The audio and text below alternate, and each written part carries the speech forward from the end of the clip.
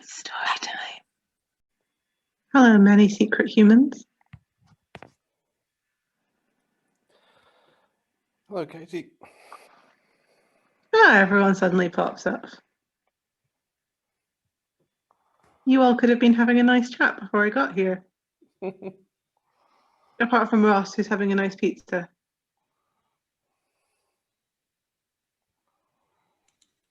And who doesn't really want to subject anybody to having to watch me eat it. Anyway, I'll be back shortly. We have a glorious tradition of watching each other eat, Ross. In case you didn't know. So you needn't be ashamed. Okay. I'm new in these parts.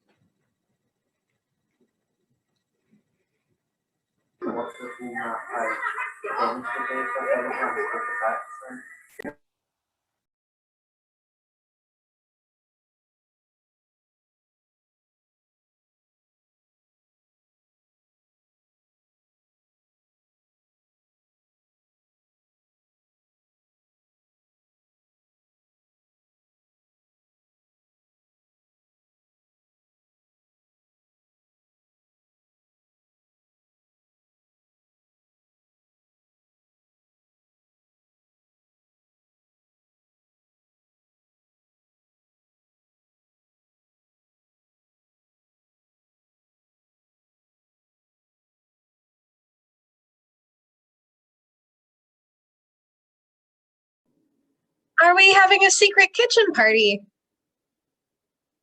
Hi, Hannah. Oh, it's so good to see you. Oh, I finally made it. How have you been? All right. It's been a bit of a year, hey? How are you doing, Flower? I am doing pretty good. I just saw my mom for the first time in a couple weeks, so I'm feeling very energized. And I fed her cookies and sent her home with some in a Tupperware that she'd left with me. So, you know, it's nice to be able to do that to her for once. Yeah, that's really glorious and precious. Yeah.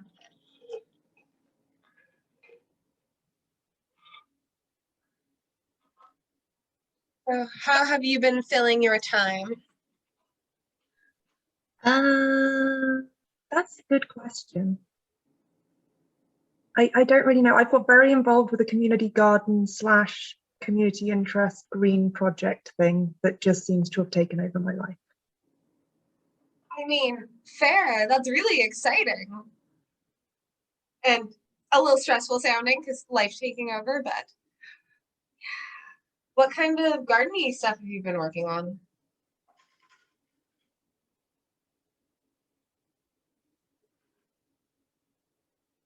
Sorry, I had a Zoom fella.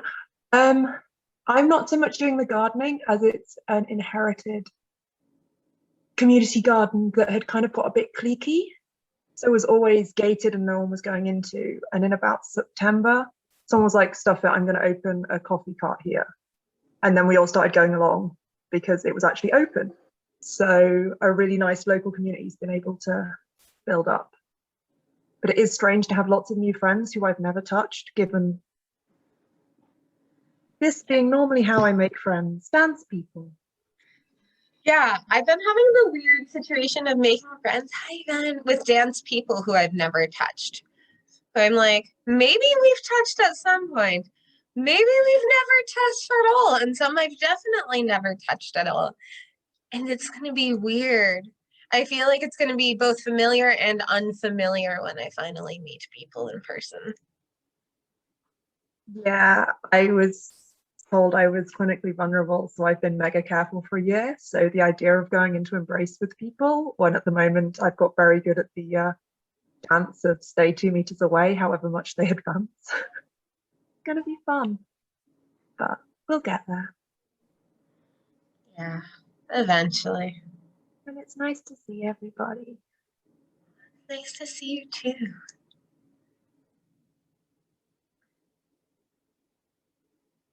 Katie, what are you cooking if I'm not interrupting a big flow? Thank you so much. Michael's Hello? Oh, Yes, hello. Hello. Hello. Hold on. Hold on. Hold on. Hold. Hannah's here. Hannah. Better late than never, right? Only took me a year.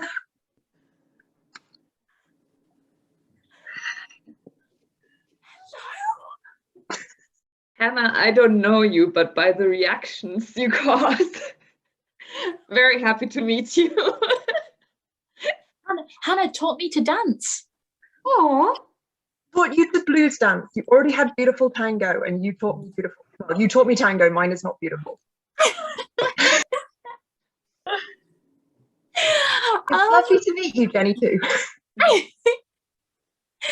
It's so nice to see you. Oh my God, this is so exciting. Okay. Who else have we got? Hi, Ross. Hi, Ivan. Hi, Katie. Hi, Katie. I like that jumper. Oh, it's so good. Hi, Jenny. Hi, Lyric. Hi, Michael. And hi, Secret Bracken and Rory. Hi. Who? Another Secret Michael. So many Secret Michaels. Oh wow! Oh, that's. I don't. I'm all of a tither now. How is everybody? How is everybody doing? How are you doing, Jenny? Sweet pea. I'm okay, very unmotivated at the moment. I got back to studying on Thursday, and Thursday I had like a really, really, really good day. And after that, it was like, nah, I don't want to do this anymore. I've been doing this for too long. Oh no. Yeah, it's really annoying. Oh, sweetie, that's a shame. But low motivation sucks. Yes, because it's been going on for like over 1.5 years. I've been in this like stasis. Do you think it's something that you'll hopefully just work through, or do you think you'll look at like changing up what you're up to? I think I'll probably half and half. Like I'll work through the motivation issues, but I might also just go be less diligent, or less put less work in than I think I have to, if you know what I mean. Be less. I guess. Yeah, I don't know, because I've just studied all of this anyway, so it's only repeating for in-depth repetition for an oral exam. So I don't have to be that motivated. So it's okay. Well, hugs and motivation coming your way if you would like it, and if not, then just hugs. All the hugs and all the motivation. Let's go. Oh, hi, Robert. Visible Michael. Hi, Visible Michael. And we've got Dina. Ara. Hi, Ara and Tara. We've got Jen and Neville. Hi. Jen and Neville are very far away. They are. Are we in your spy cam? Are we hidden in your spy cam? It's very candid. Who's usually teddy bears alive? Sorry. Very exciting. You could theoretically be in a teddy bear. You're inside of the bisexual lighting. It's where I've always wanted to be. I think for some of us, it's where we always have been. That is those of us who identify as bisexual or would like to be in the living. That is so beautiful. Embroider that on a sampler. I think I just want to be in Jen and Neville's living room. It's really nice. It is just like you're kind of like hanging out in the corner. It's a nice feeling. That's so lovely. Yay! Yay! Maybe you could take a picture and send it to me. Shameless! Shameless! Shameless requests for the collage. Not showing up on yours. Right, I'm going to take a moment to have a bite of this. Look at this. Look at it. It's, what is it? What's this? Delicious. Some sort of delicious thing. It's That's got brownie with cheese on. No, it's Ginger? and possibly grapefruit. Does it have grapefruit? Fairly sure it didn't have grapefruit. Smells incredible. I don't really know how to tackle it. You know when you have like a huge wodge of cake like that, and your choice is either to like eat like a bit with icing on versus not icing, or like try and fit the entire thing. Stick it in your mouth. Put it in your mouth. Put it in your mouth. If you want to, that is. I just wanted the soundbite of you saying that, and I'm gonna have that as my ringtone now. You know, Zach also had me as his ringtone for a bit, so that's good precedent. What did Zach have you saying for his ringtone? You should ask him about it. There's a recording of a song that once upon a time Bracken and Zach and myself, and I can't remember who else was around at Cider House one year, kept singing. That was something quite familiar to folks that might start a little bit like, sit on my face and tell me that you love me, but played as a chill ukulele tune. Oh, no. Oh no, I broke Frankie. Were we at the same cider house? Because I remember singing this at some point at some blues festival. Oh no. I think Bracken and Zach can be entirely blamed for that one. That delightful memory. Oh no, I'm so sorry, Frankie. Do you need water? I think I'm okay. I think I'm okay. I have water. I have water. How are we doing for time? How are we doing for time? Martin, what time is it? 13 past. Holy shit! God! Casey! Didn't start till Nick came with my cup of tea, but he's here now. Oh, okay. Story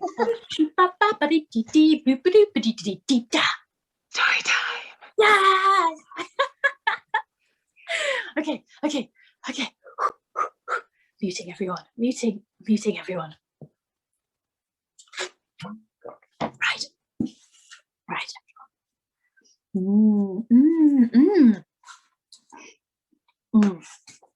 So.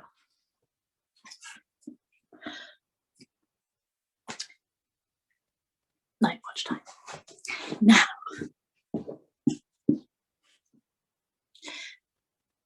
Are you sitting comfortably? Then I'll begin.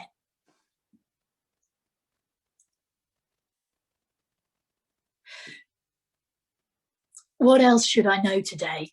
Said Vimes as he and Carrot shouldered their way through the streets. We've had a letter from the Black Ribboners, sir. Footnote. The Uberwald League of Temperance, made up of former vampires who now wore black ribbons to show that they had completely sworn off the sticky stuff, my word, yes, and much preferred a good sing-song and a healthy game of table tennis. Suggesting that it would be a great step forward for species harmony in the city if you'd see your way clear to, they want a vampire in the watch. Yes, sir. I believe many members of the Watch Committee think that despite your stated reservations, it would be a good, does it look to you as if my body is dead? No, sir. Then the answer's no. What else? Carrot riffled through a stuffed clipboard as he half ran to keep up. The Times says Borogravia has invaded Moldavia, he announced. Is that good? I can't remember where it is. Both formerly part of the Dark Empire, sir, right next door to Uberwald. Whose side are we on? The Times says we should be supporting little Moldavia against the aggressor, sir. I like Borogravia already, snapped Vimes. The Times had printed, in his opinion, a particularly unflattering cartoon of him the previous week. And to make matters worse, Sybil had requested the original and had had it framed. What does this all mean to us? Probably more refugees, sir. Ye gods, we've got no more room. Why do they keep coming here? In search of a better life, sir, I think. A better life, said Vimes. Here? I think things are worse where they come from, sir, said Carrot.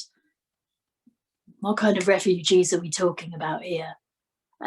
Mostly human, sir. Do you mean that most of them will be human, or that each individual will be mostly human, said Vimes.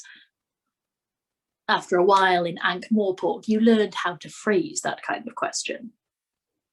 Apart from humans, the only species I've heard of there in any numbers are the Kvetch, sir.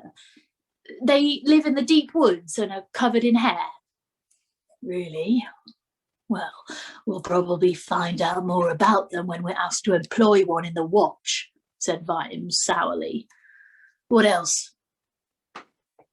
Rather hopeful news, sir, said Carrot, smiling.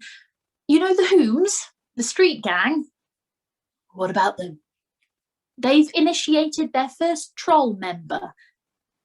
What? I thought they went around beating up trolls. I thought that was the whole point. Well, apparently young Calcite likes beating up trolls too. That's good.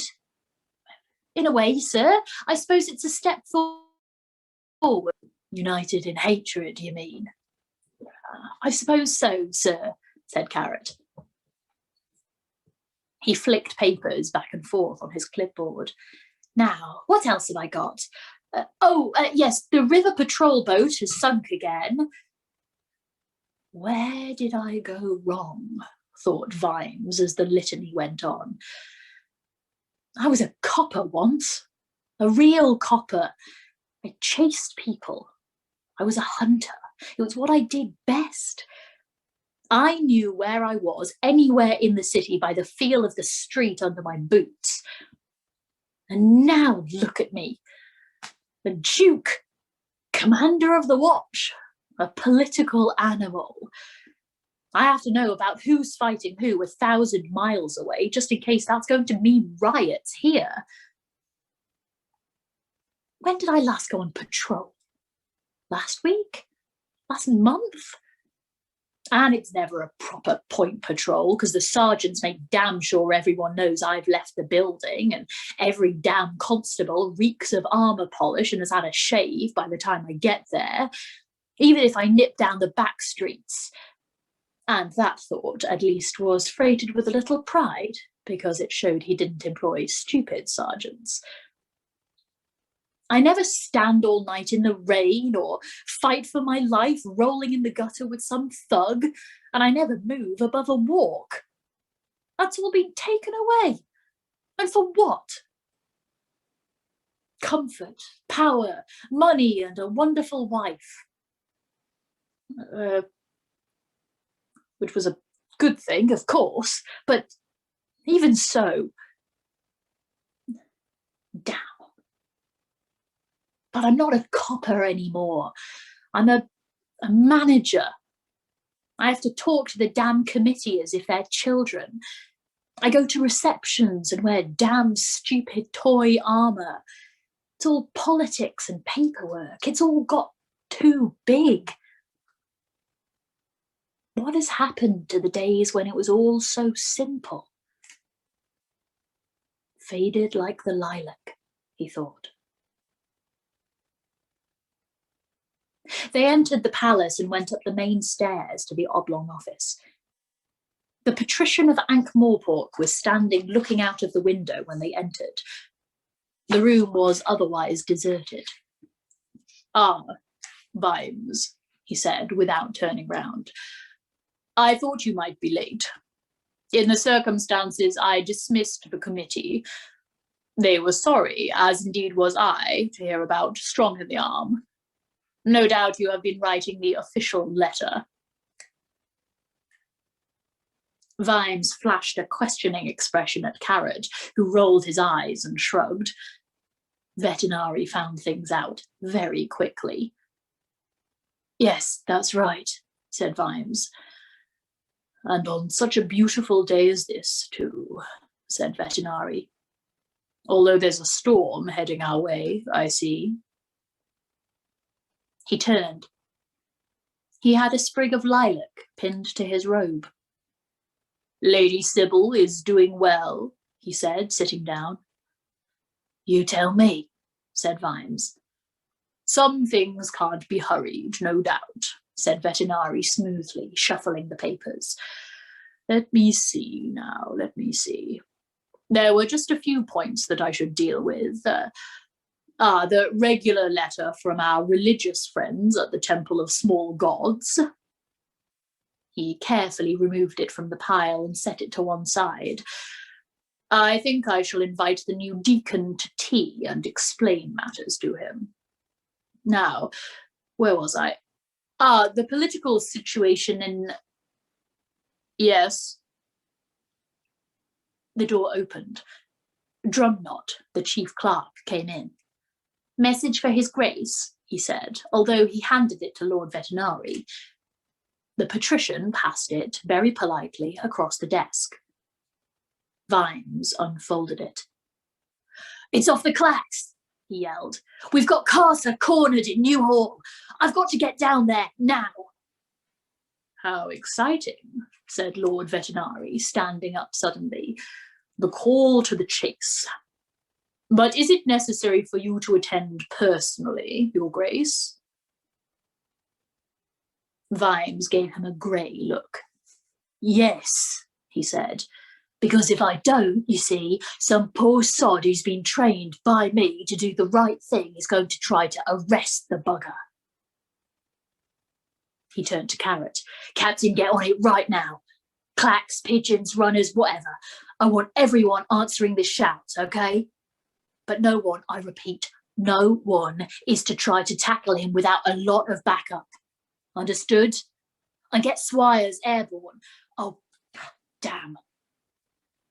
"What's wrong, sir?" said Carrot. "This message is from Littlebottom. She sent it straight here.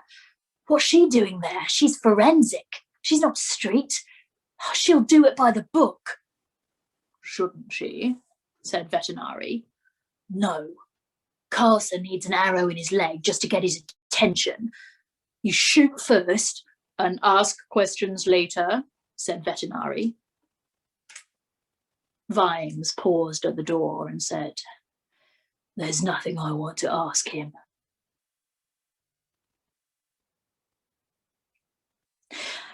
Vimes had to slow down for breath in Sator Square, and that was disgusting.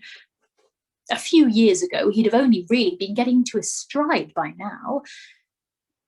But the storm rolling over the plains was driving the heat before it, and it wouldn't do for the commander to turn up wheezing. As it was, even after pausing behind a street market stall for a few gulps of air, he doubted if he had enough wind left for a lengthy sentence. To his tremendous relief, an entirely unwounded Corporal Cheery Littlebottom was waiting by the university walls. She saluted. "Reporting, sir?" she said. Murmured Vimes. I spotted a couple of trolls on traffic duty, sir, said Cheery. So I've sent them round to the water bridge.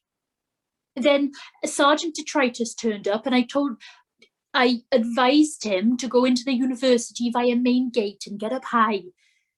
Sergeant Colon and Nobby arrived and I sent them along to the Bridge of Sighs.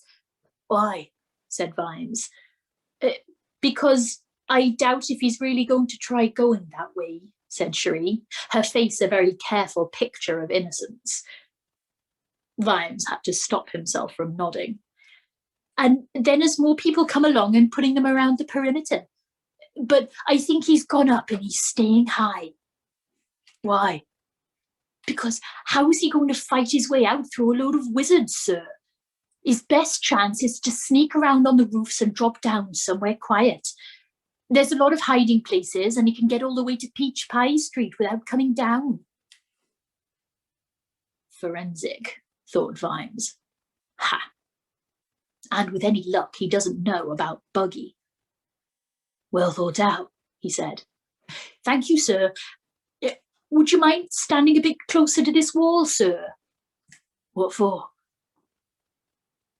Something shattered on the cobbles. Vimes was suddenly flat against the wall. He's got a crossbow, sir, said Cherie. We think he stole it from Strong in the Arm, but he's not very good with it. Well done, Corporal, said Vimes weakly. Good job.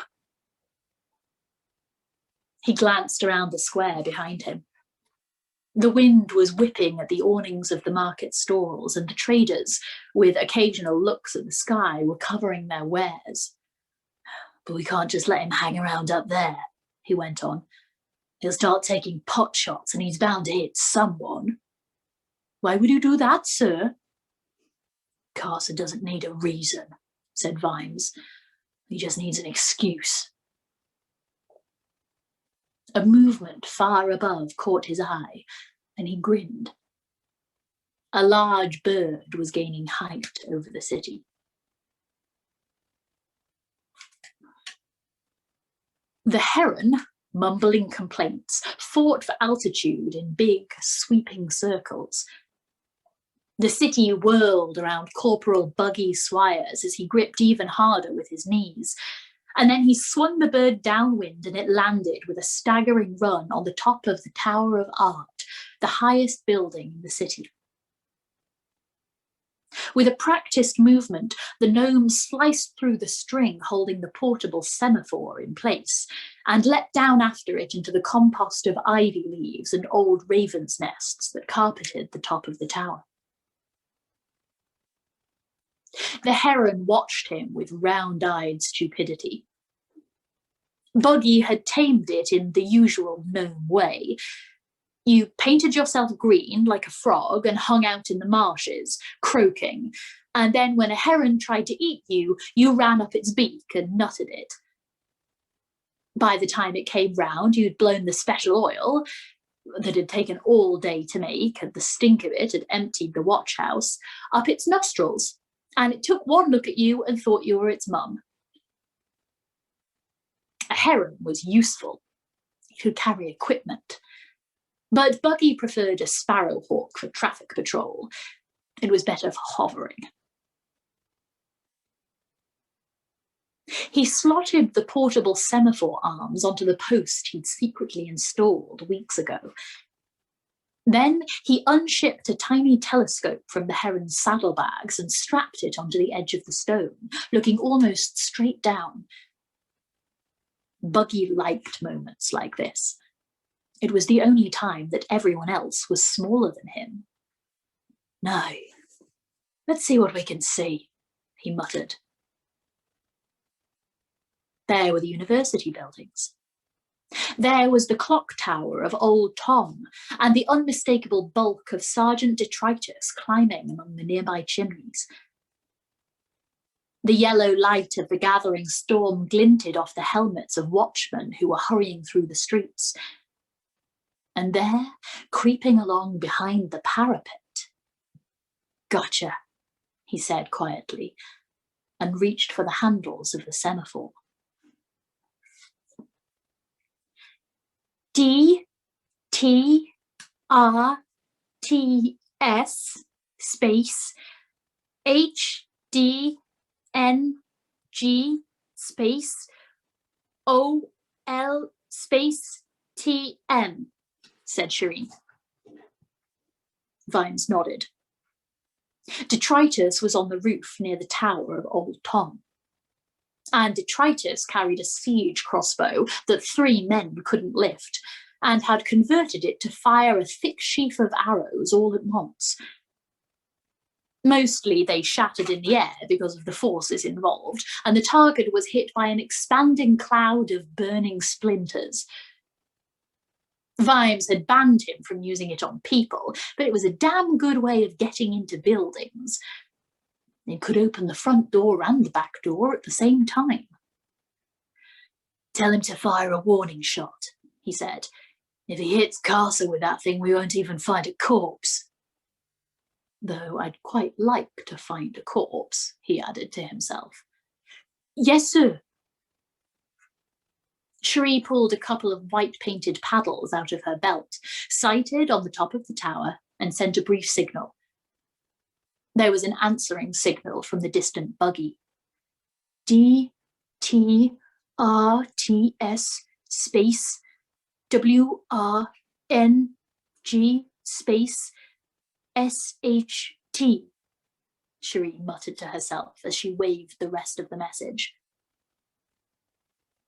There was another answering dip from above. A moment later, a red flare shot up from the top of the tower and exploded. It was an efficient way of getting everyone to pay attention. Then Vimes saw the message relayed. Around the university buildings, watchmen who'd also seen the order ducked into doorways. They knew about the bow.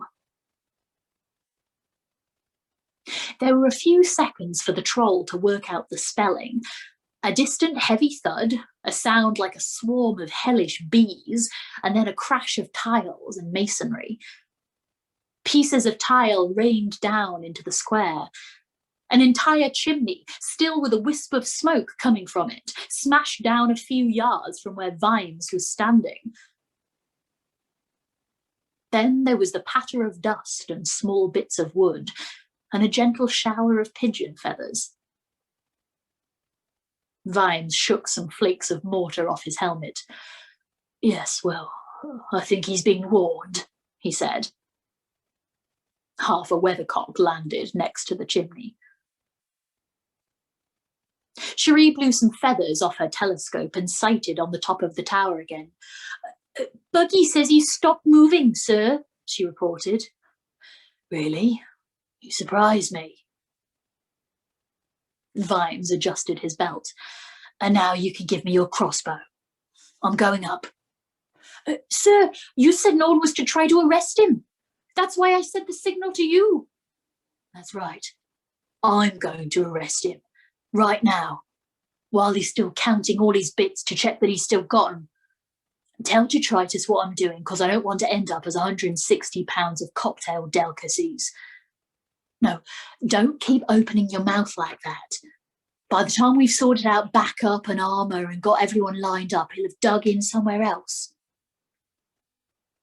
The last words were delivered at a run. Vimes reached a door and darted inside. New Hall was student accommodation, but it was still only 10:30, so most of them would be in bed. A few faces looked around doors as Vimes trotted along the corridor and reached the stairwell at the far end. That took him, walking now and rather less sure of his future, to the top floor. Let's see, he'd been here before. Yes, there was a door ajar, and a glimpse of mops and buckets suggested that this was a janitor's cupboard, with, at the far end, a ladder leading up to the roof. Vimes carefully cocked the crossbow. So Casa had a watch crossbow too. They were good classic single-shot models, but they took a while to reload. If he fired at Vimes and missed, then that was the only shot he'd get. After that, you couldn't plan. Vimes climbed the ladder, and the song came back. They rise, feet up, he hissed under his breath. He stopped just below the edge of the open trapdoor onto the leads. Carcer wouldn't fall for the old helmet-on-stick trick, not with only one shot available. He'd just have to risk it.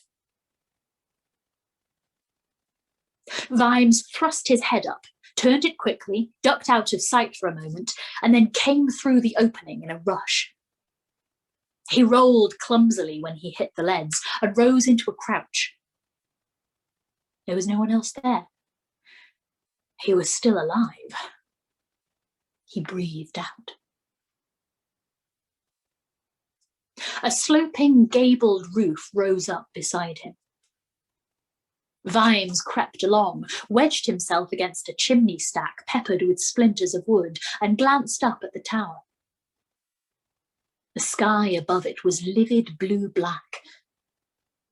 Storms picked up a lot of personality as they rolled across the plains, and this one looked like a record breaker. But brilliant sunlight picked out the Tower of Art, and at the top, the tiny dots of Buggy's frantic signal. Oh, oh, oh.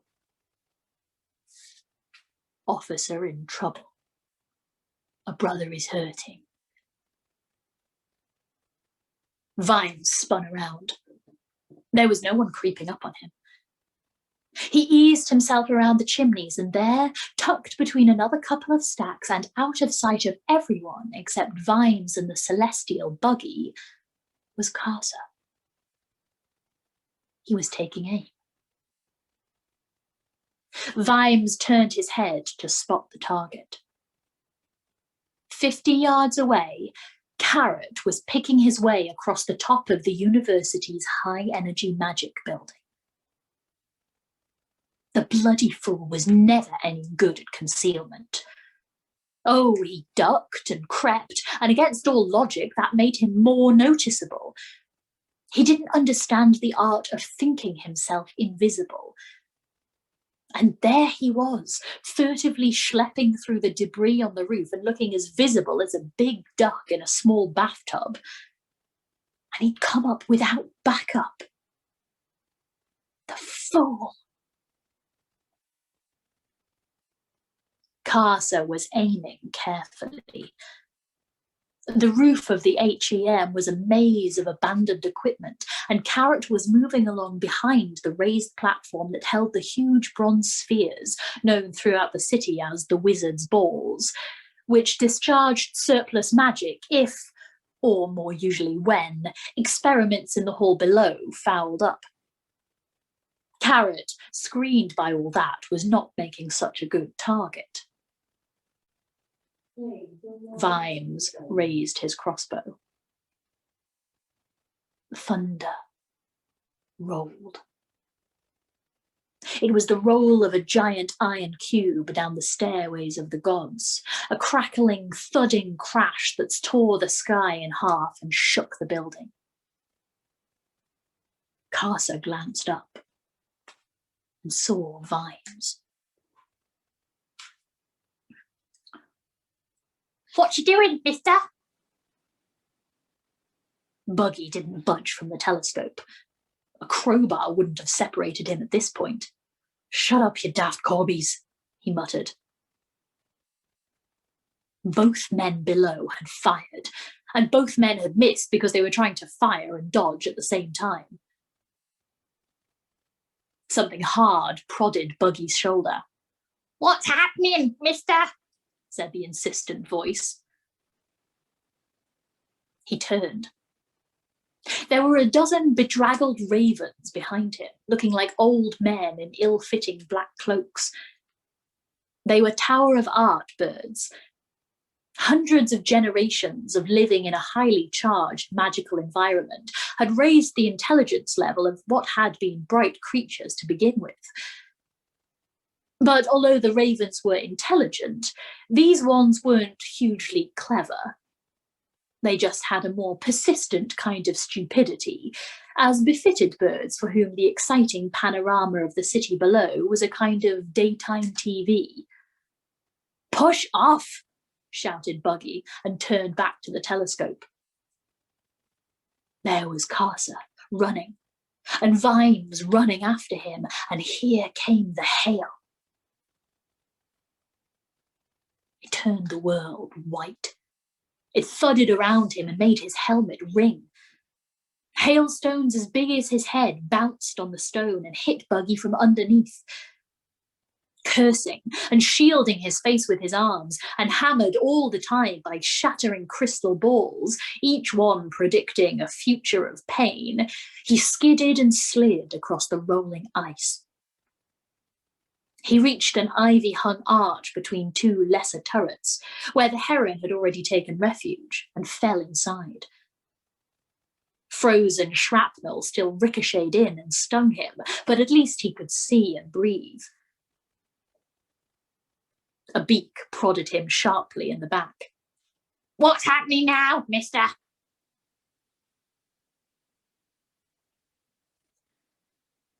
Carcer landed heavily on the arch between the student hall and the main buildings, almost lost his footing on the tiles, and hesitated. An arrow from a watchman below grazed his leg.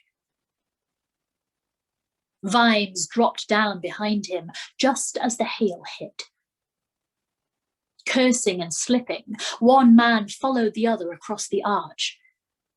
Carcer reached a mass of ivy that led onto the roof of the library and scrambled up it, scattering ice below. Vimes grabbed the ivy just as Carcer disappeared onto the flat roof. He looked round at a crash behind him and saw Carrot trying to make his way along the wall from the high-energy magic building. The hail was forming a halo of ice fragments around him. "Stay there!" Vimes bellowed. Carrot's reply was lost in the noise. Vimes waved his arms and then grabbed at the ivy as a foot slipped. "Bloody stay there!" he yelled. "That is an order! You'll go over!" He turned and started up the wet, cold vines.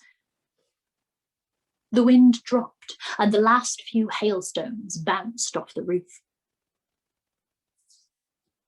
Vimes stopped a few feet from the top of the ivy, worked his feet firmly into footholds in the ancient knotted stems, and reached up for a decent hold. Then he thrust himself up, left hand ready, caught the boot that swung towards him and carried on rising, pushing Carcer off balance. The man sprawled backwards on the slippery hail, tried to get to his feet and slipped again. Vimes tugged himself onto the roof, stepped forward and found his legs skidding away beneath him. Both he and Carcer got up, tried to move, and fell over again. From a prone position, the man landed a kick on Vimes's shoulder, sending both of them sliding away in opposite directions, and then turned over and scuttled on all fours around the library's big glass and metal dome. He grabbed the rusty frame, hauled himself upright, and pulled out a knife. "Come and get me then," he said. There was another roll of thunder. "I don't have to," said Vimes. "I just have to wait. At least until I get my breath back," he thought. "Why are you picking on me? What am I supposed to have done?" "A couple of murders ring a bell," said Vimes. If injured innocence was money, Carcer's face was his fortune. "I don't know anything about—" "I'm not up here to play games, Carcer. Knock it off." "You're going to take me alive, Your Grace?" "You know, I don't want to, but people think it's neater all round if I do." There was a clattering of tiles away on the left, and a thud as a huge siege bow was rested on the ridge of a nearby roof. The head of detritus rose behind it. "Sorry about that, Mr. Vimes. Hard to climb up in that hail. Just stand back." "You're going to let it shoot me?" said Carcer. He tossed the knife away. "An unarmed man?" "Trying to escape," said Vimes. But this was starting to go bad. He could feel it. "Me? I'm just standing here." And there it was. That bloody laugh on top of that damn grin. It was never far away. Ha ha didn't come close to doing it the injustice it deserved. It was more a sort of modulation to the voice, an irritatingly patronising chortle that suggested that all this was somehow funny and you somehow hadn't got the joke. Trouble was, you couldn't shoot someone for having an annoying laugh. And he was just standing there. If he ran, you could shoot him. Admittedly, it would be detritus doing the shooting, and while with that bow it was technically possible to shoot to wound, the people you were wounding would probably be in the building next door. But Carcer was just waiting there, insulting the world by his existence. In fact, he wasn't merely standing there now. In one movement, he'd swung himself onto the lower slopes of the library's dome. The glass panes, at least the glass panes that had survived the freak hail, creaked in the iron framework. "Stop right there," Vimes bellowed, "and come down." "Now where could I go?" said Carcer, grinning at him. "I'm just waiting for you to arrest me, right? Hey, I can see your house from up here." What's under the dome? Thought Vimes. How high are the bookcases? There's other floors in the library, aren't there? Like galleries? But you can definitely look up at the dome from the ground floor, right? If you were careful, could you swing onto a gallery from the edge of the dome? It'd be risky, but if a man knew he was going to swing anyway... Picking his way with care, he reached the edge of the dome. Carcer climbed up a little further. "I warn you, Carcer, only high spirits, Mr. Grace. Can't blame a man for trying to enjoy his last few moments of freedom, can you?" "I can see your house from up here." Vimes hauled himself onto the dome. Carcer cheered. "Well done, your Vimes," he said, easing himself towards the top. "Don't mess me about, Carcer. It'll go badly for you." "Badder than it's going to go anyway." Carcer glanced down through a smashed pane. "Long way down, Mr. Vimes. I reckon a man'd die instantly falling all that way, wouldn't he?" Vimes glanced down, and Carcer leapt. It didn't go the way he'd planned. Vimes had been tensed for something like this. After a complicated moment, Carcer was lying on the iron latticework, one arm under him, the other outflung and being banged heavily on the metal by Vimes. The knife it had held skidded away down the dome. "Gods, you must think I'm stupid," Vimes growled. "You wouldn't throw away a knife, Carson, if you didn't have another one." Vimes's face was close to the man's now, close enough to look into the eyes above that chirpy grin and watch the demons waving.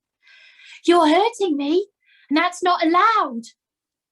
"Oh, I wouldn't want anything to happen to you, Carcer," said Vimes. "I want to see you in front of his lordship. I just want to hear you admit something for once. I just want to see that bloody cheeky grin wiped off your face. Sergeant Detritus." "Sir," shouted the troll from his distant ridge. Make a signal. I want people up here now. Me and Casa are just going to stay nice and quiet here so he doesn't try any tricks. Right, sir. With another distant clatter of doomed tiles, the troll disappeared from view. You shouldn't have sent Captain Carrot away, muttered Casa. He doesn't like watchmen bullying innocent civilians. It is true that he has yet to master some of the finer details of de facto street policing, said Vimes, maintaining his grip. Anyway, I'm not hurting you, I'm protecting you. Wouldn't like you to fall all that way. Thunder rumbled again. The sky wasn't just storm black now. There were pinks and purples in the clouds, as though they were bruised. Vimes could see the clouds moving like snakes in a sack to an endless, sullen rumbling. He wondered if the wizards had been messing about with the weather. Something was happening to the air. It tasted of burned metal and flints. A weathercock on top of the dome began to spin round and round. I didn't think you were stupid, Mr. Vimes. What? Said Vimes, looking down suddenly. Casa was smiling cheerfully. I said, I didn't think you were stupid, Mr. Vimes. I know a clever copper like you would know I'd got 2 knives. Yeah, right, said Vimes. He could feel his hair trying to stand on end. Little blue caterpillars of light were crackling over the ironwork of the dome and even over his armour.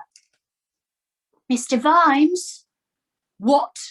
Vimes snapped. Smoke was rising from the weathercock's bearings.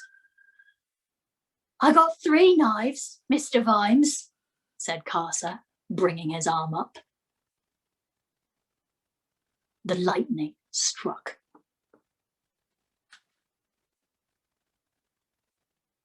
Windows blew out and iron gutters melted. Roofs lifted off the air and settled again. Buildings shook. But this storm had been blowing in from far across the plains, pushing the natural background magic ahead of it. It dumped it now, all in one go. They said afterwards that the bolt of lightning hit a clockmaker's shop in the street of Cunning Artificers, stopping all the clocks at that instant. But that was nothing. In Baker Street, a couple who had never met before became electrically attracted to one another and were forced to get married after 2 days for the sake of public decency. In the Assassins' Guild, the chief armourer became hugely, and since he was in the armoury at the time, tragically attractive to metal. Eggs fried in their baskets, apples roasted on the greengrocer's shelves. Candles lit themselves, cartwheels exploded, and the ornate tin bath of the Arch-Chancellor of Unseen University was lifted neatly off the floor, sizzled across his study, and then flew off the balcony and onto the lawn in the octangle several stories below, without spilling more than a cupful of suds. Arch-Chancellor Mustrum Ridcully paused with his long-handled scrubbing brush hovering halfway down his back and stared around. Tiles smashed to the ground. Water boiled in the ornamental fountain nearby. Ridcully ducked as a stuffed badger, the origin of which was never ascertained, flew across the lawn and smashed through a window. He winced as he was hit by a brief and inexplicable shower of small cogwheels, which pattered down all around him. He stared as 6 watchmen dashed into the octangle and headed up the steps to the library. Then, gripping the sides of the bath, the Arch-Chancellor stood up. Foaming water cascaded off him as it would off some ancient leviathan erupting from the abyssal sea. "Mr. Stibbons," he bellowed, his voice bouncing off the imposing walls. "Where the is my hat?" He sat down again and waited. There were a few minutes of silence, and then Ponder Stibbons, head of inadvisably applied magic and praelector of Unseen University, came running out of the main door, carrying Ridcully's pointy hat. The Arch-Chancellor snatched at it and rammed it on his head. "Very well," he said, standing up again. "Now, will care to tell the is going on, and why old Tom repeatedly?" "Been of magic, sir. Someone up the mechanism," Ponder shouted above the sound-destroying silences. Footnote. Old Tom, the university's venerable clock, told not sounds but silences. They were not simply ordinary silences, but intervals of noise-absorbing non-sound that filled the world with loud soundlessness. There was a dying metallic noise from the big clock tower. Ponder and Ridcully waited a few moments, but the city stayed full of normal noise, like the collapse of masonry and distant screams. "Right," said Ridcully, as if grudgingly awarding the world a mark for trying. "What was all that about, Stibbons? And why are there policemen in the library?" "A big magical storm, sir. Several thousand gigathorms. I believe the watch is chasing a criminal." "Well, they can't just run in here without asking," said Ridcully, stepping out of the bath and striding forward. "What do we pay our taxes for, after all?" We don't actually pay taxes, sir," said Ponder, running after him. "The system is that we promise to pay taxes if the city ever asks us to, provided the city promises never to ask us, sir. We make a voluntary..." "Well, at least we have an arrangement, Stibbons." "Yes, sir. May I point out that you..." "And that means they have to ask permission. The essential decencies must be maintained," said Ridcully firmly. "And I am the master of this college." "On the subject of decencies, sir, you are not in fact wearing..." Ridcully strode through the open doors of the library. "What is going on here?" he demanded. The watchman turned and stared. A large blob of foam, which up until that point had been performing sterling service in the cause of the essential decencies, slipped slowly to the floor. "Well," he snapped, "haven't you lot seen a wizard before?" A watchman snapped to attention and saluted. "Captain Carrot, sir. We've never seen so much of a wizard, sir." Ridcully gave him the slow, blank stare used by those with acute, uptake-grasping deficiency. "What's he talking about, Stibbons?" he said out of the corner of his mouth. "You're insufficiently dressed, sir." "What? I've got my hat on, haven't I?" "Yes, sir." "Hat equals wizard, wizard equals hat. Everything else is frippery.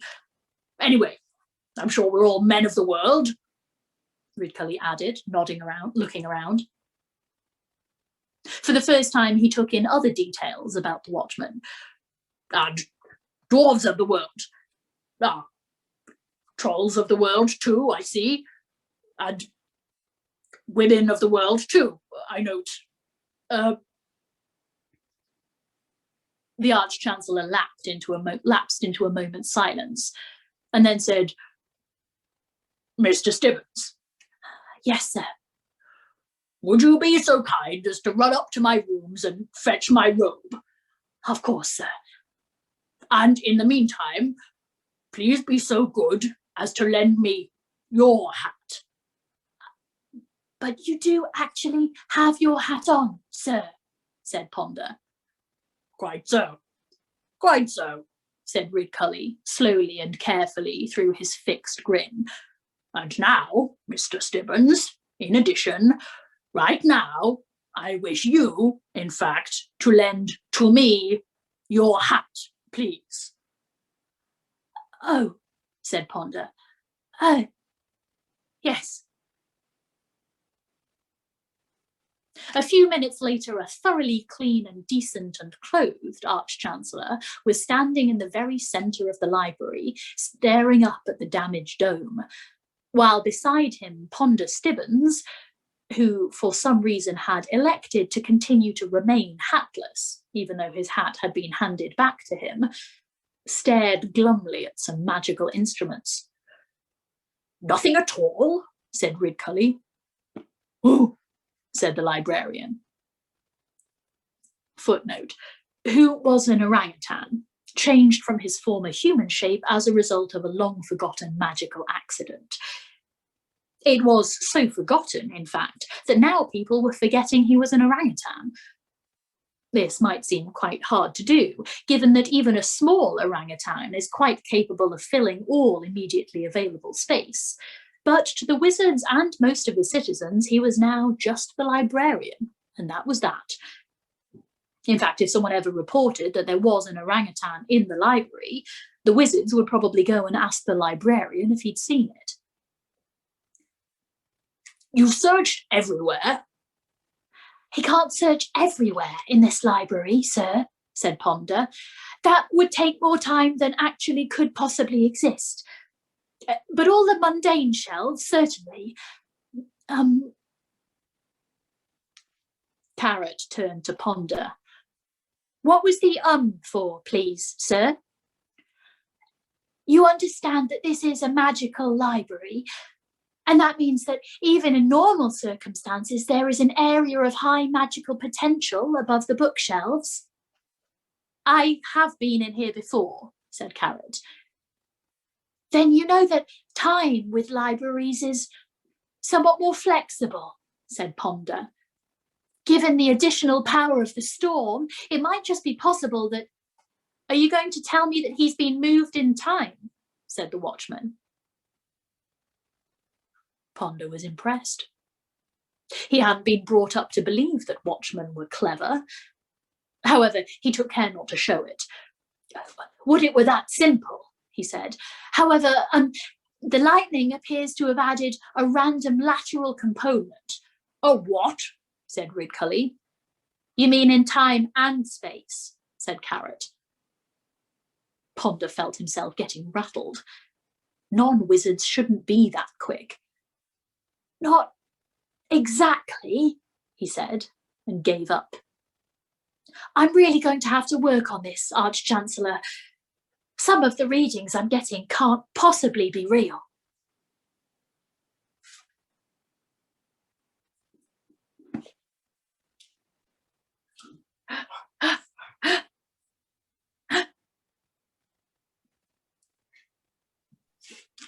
Hello? Hello? Hello? Is everybody there? Everybody's still there. Everyone's disappeared off. Everyone's very quiet. Everyone's very quiet. It just felt like a very sudden ending and took a second to be like, oh, I know. Right, it's stopping now.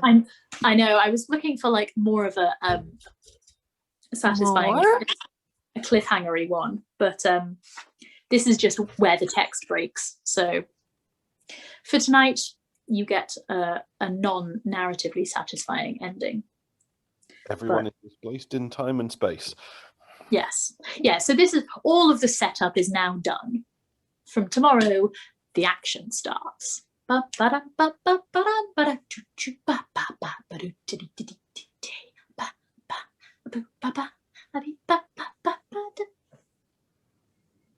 outro song.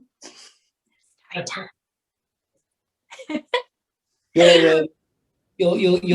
Your absorption of curse words there was so impressive that from there I considered looking up whether Zoom can censor swear words.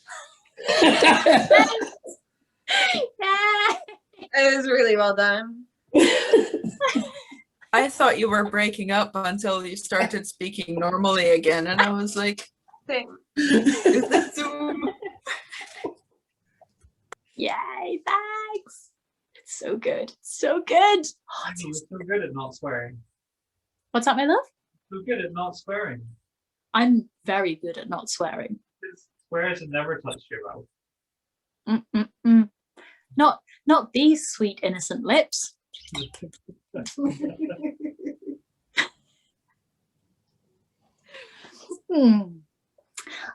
Folks, I might skedaddle off in a sort of now kind of time. I think that I'm going to attempt to have a cup of tea and maybe read a little bit of my other book before bed. Imagine that. Goodbye to the catch-up crew. Yes, yes, yes. I have not forgotten.